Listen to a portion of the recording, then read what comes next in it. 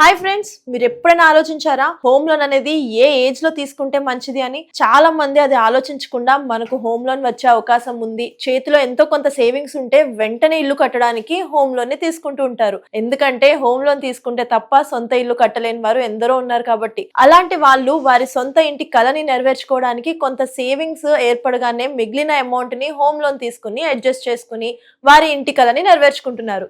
కానీ అలా చేయకుండా సరైన ఏజ్ లో గనుక మనం హోమ్ లోన్ తీసుకోవడం అనేది చాలా ముఖ్యం. అసలు ఏజ్ కి హోమ్ లోన్ కి ఏంటి సంబంధం అని అనుకుంటున్నారా?